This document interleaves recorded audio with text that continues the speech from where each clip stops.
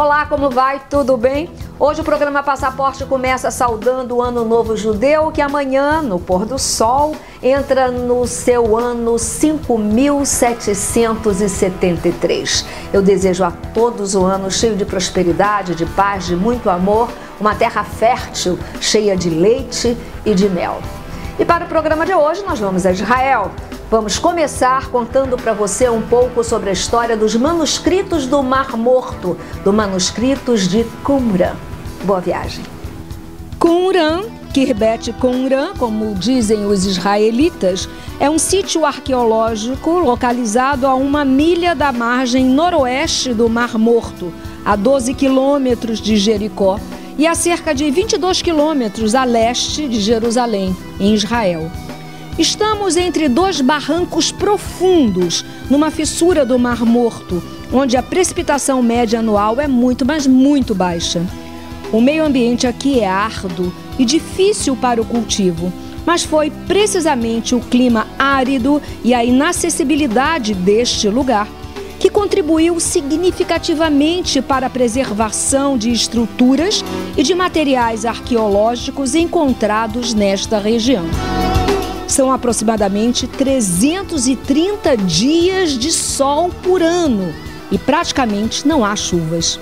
O ar é tão seco e tão quente que a água das evaporações seca imediatamente no ar, criando uma névoa e resultando em um cheiro de enxofre. Bom, nós estamos no meio do deserto, nós estamos com o Mar Morto à minha direita e à minha esquerda um manancial histórico que impacta.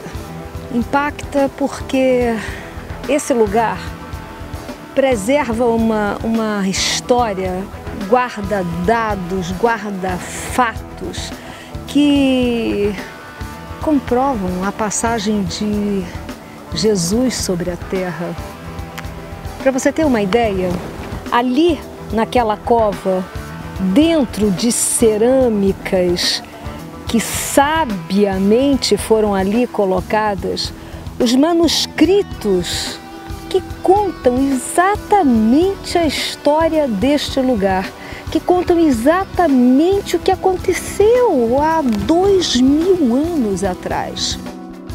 Aqui, nesta parte do deserto, viveram os essênios, um grupo de judeus de onde surgiu uma comunidade monástica ascética que se isolou neste deserto por causa de uma revolta quando os príncipes macabeus no poder, Jonatan e Simão, usurparam o ofício do sumo sacerdote, consternando os judeus conservadores.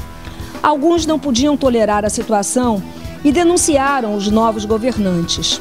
Joséfo, um historiador judeu antigo, cita que na ocasião existiam cerca de 4.000 membros do grupo, espalhados por aldeias e povoações rurais. Estes grupos guardavam algumas tradições.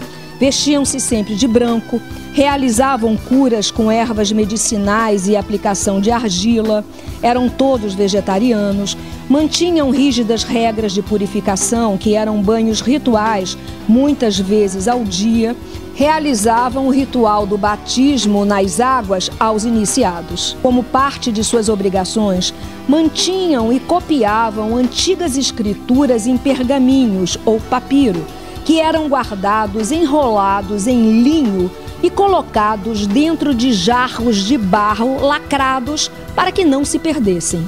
Estes jarros foram guardados em grutas e cavernas para que não fossem destruídos pelos romanos, que estavam dizimando os judeus por causa de uma revolta. Isto ocorreu por volta de 70 a.C. No início de 1947, um pastor beduíno chamado Muhammad Dib, à procura de uma de suas cabras, foi atraído por uma sombra escura e estreita, situada em um dos lados de um rochedo. Era a sombra de uma caverna. Muhammad Dib conseguiu uma posição que lhe tornou possível jogar uma pedra para o interior daquele lugar misterioso.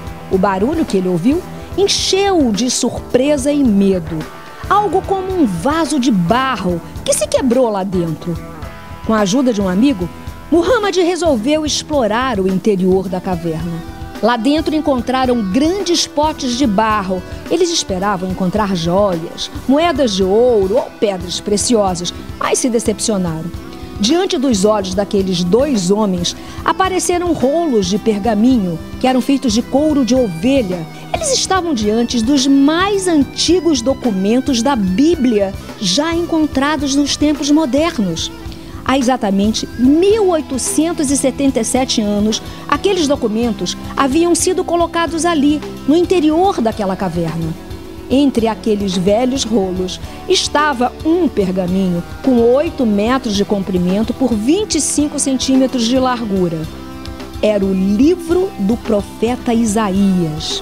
Esse rolo é semelhante àquele que deram a Jesus para que ele lesse na sinagoga de Nazaré, diante do povo. O grande arqueólogo francês André Parrot, após examinar o rolo anos mais tarde, escreveu sobre isso um interessante comentário. Os movimentos das mãos de Jesus estão agora mais perto de nós, pois na parte de trás do pergaminho ainda se vêem vestígios deixados pelos dedos dos antigos leitores. Agora que você já sabe um pouco sobre essa história, no próximo bloco vamos conhecer o sítio histórico de Qumran. Até já!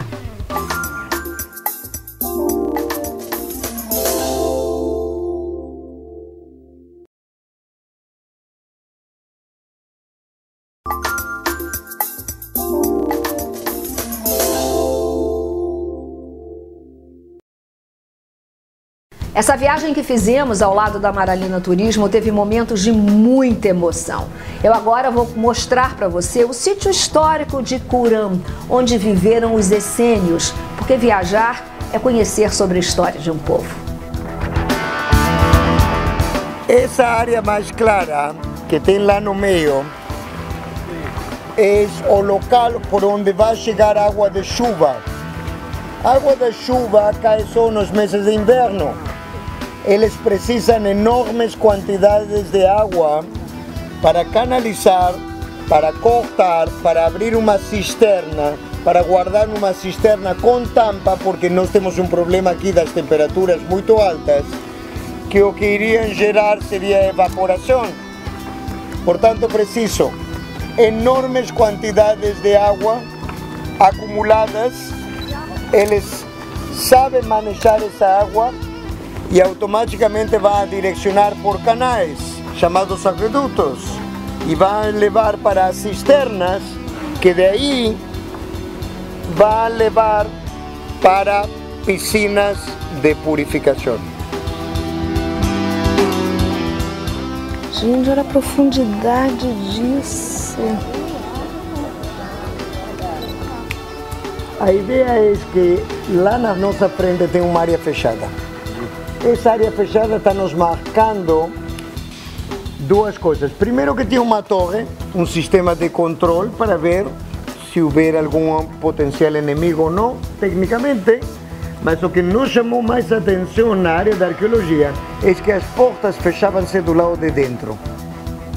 Não é que o último fecha a porta e tranca do lado de fora com um cadeado. Alguém sempre ficava do lado de dentro. Alguém sempre estaria custodiando as escritas. Lá foi achado restos de tinta, restos de material, o qual significa que talvez seja o local onde escreviam. Aqui na nossa frente vocês veem parte do aqueduto. Lá de trás se vê uma piscina de purificação. Aqui na minha frente aparece uma cisterna. E aproveito para repetir aquelas palavras e explicar mais uma vez. Água chega e acumula, não toca a mão do homem, acumula-se numa cisterna. Essa cisterna tem que ter tampa, tem que estar fechada e tem que estar impermeabilizada. Portanto, esses senhores sabiam trabalhar o sistema de impermeabilização, tinham que conseguir impermeabilizar toda essa área, fechar para evitar e ter uma circulação. Dentro dessa piscina tem que ter um canal de comunicação que seja mínimo do tamanho do caroço de azeitona. Isso é o que fala no livro do Levítico, a quantidade de água que tem que entrar e sair de uma piscina para ser considerada água corrente. menos dessa água. Não, mais dessa água no meio do deserto é desperdício. Lembrem que no momento que começa a ter esse movimento de água, todos passam e se submergem e purificam. Lembrem que tem que fazer rápido, porque toda essa água que sai da cisterna não volta a entrar, já foi usada. Eles não são tontos e vão aproveitar essa água que sai depois da purificação para outras coisas. Não é água suja.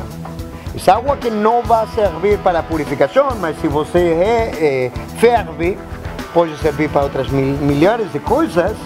E o que nós vemos é canal, cisterna, piscina de purificação. Procure entender quantas piscinas e quantas cisternas tem que ter para tantos e tantos meses que não existe água e que não posso acumular.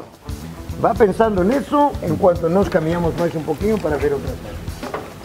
A obsessão deles, e quando eu falo mais papistas que o Papa, não é brincadeira, porque a pessoa vai se purificar, vai caminhar, descer e se purificar, e vai subir. Quando ele sube, fica totalmente purificado, mas o problema é essa planta do pé que está pisando o caminho que estava impurificado. Eles fazem um caminho purificado e fazem uma linha para descer por um lado e voltar por outro. A isso chamamos mais papistas que o Papa. Nem a planta do pé que seja impurificada na hora de caminhar para entrar a tomar as reflexões. Detalhes. Vamos caminhar um pouquinho.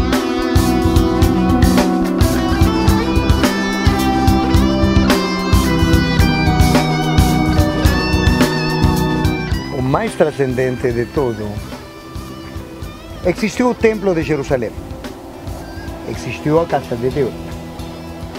Existiu a revolta dos judeus no ano 67 da era cristã, continuou na Galileia, continuou no Golã, continuou aqui, continuou em Jerusalém, continuou em Masada, que nós vamos conhecer daqui a uns dias.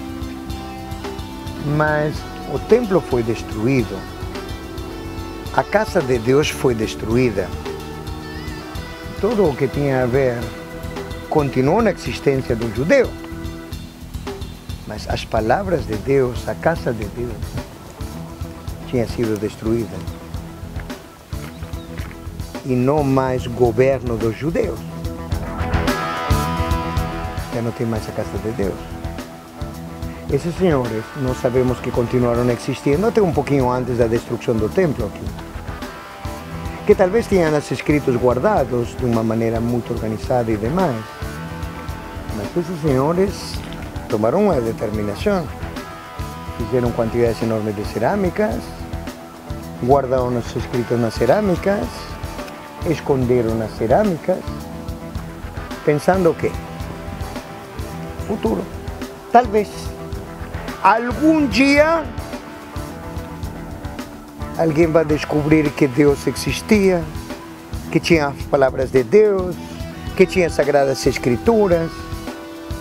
Algum dia. Passaram 2 anos, 3, 5, 20, 30, 50, 100, 200, 500, 1000. Passaram 1900 anos sem ter sido achadas as Sagradas Escrituras. Quando foram achados? Quando foram achados esses escritos? Comentem. Quando? 48. 1947. Depois de 1900 anos que não foram achados. Poderia ter sido achado qualquer um dia, mês, ano ou século. Estavam esperando ser esses escritos achados. Por quê? No ano que é declarado Estado de Israel, são achados todos os livros. No ano que existe o Estado do povo judeu como uma nação, são achados os escritos. Já não estamos falando de arqueologia, não estamos falando de história, está falando que as coisas nós não somos quem nas marcamos. São coisas que não têm a ver conosco. estavam esperando essas escritas. E esperaram 1900 anos. E hoje nós temos o Estado do povo judeu. Nós continuamos esperando o Messias. Mas não é um escrito do ano passado. O livro de Isaías foi achado completo, íntegro. Não por acaso. João Batista talvez morou aqui. Lucas talvez viu aquelas escritas. O próprio Jesus talvez visitou por aquele local. Não sei. Mas o único que é uma realidade é isso que nós temos. No próximo bloco, notícias do turismo fresquinhas para você.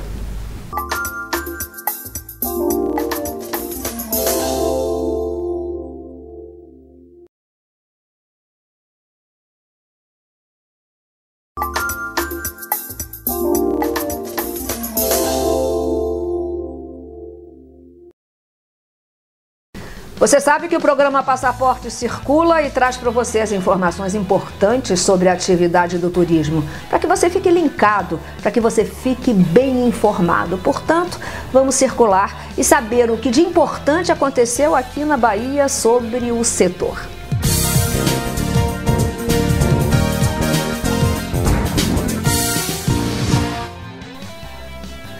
De 1 a 9 de setembro, Salvador sediou a Semana da Diversidade, que culminou com a parada gay no domingo. Definitivamente, a Semana da Diversidade entrou para o calendário do turismo da Bahia. Os turistas invadiram a cidade. A experiência da Semana da Diversidade, como você mesmo colocou, pegou. É um negócio que não volta atrás. Agora temos que pensar a experiência, evoluir, montar uma comissão que envolva empresários do setor de entretenimento, agências, operadoras e o próprio movimento, para que efetivamente essa experiência só se consolide e gere com isso mais empregos, mais renda e de fato faça girar a cadeia produtiva do turismo.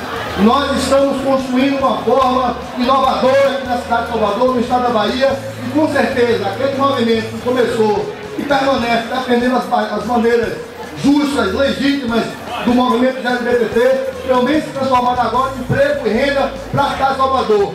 Primeira Semana da Diversidade passa a ser um produto turístico do estado da Bahia e que tem a participação e envolvimento de outras secretarias, como a segurança, como a Secretaria de Igualdade Social, a Saúde, né, a Secretaria de Turismo e Cultura. Hotéis com maioria de ocupação.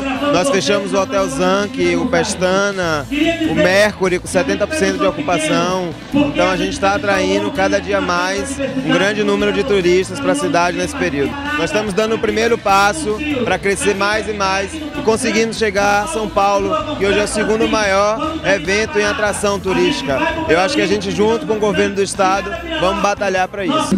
Esse é o nosso primeiro ano nesse formato que culmina hoje com a Parada Gay. Mas essa semana para a gente foi muito positivo, com as atividades que aconteceram, culturais na cidade. Nós entendemos que com isso nós podemos atrair um fluxo bem maior de turistas nesse período do ano na nossa cidade. A Secretaria de Turismo e a Bahia Tussa já vinha apoiando a Parada Gay. Nós só começamos a conversar sobre esse novo formato, de se transformar em uma semana para se transformar em um produto turístico. A data é uma data que já vinha acontecendo e que acontece no Brasil inteiro, mas nós entendemos que esse período é um período de baixa estação aqui e que nós precisamos agregar valor a essa semana para que nós possamos estar atraindo um maior fluxo, estar atraindo para o nosso parque hoteleiro o maior número de pessoas.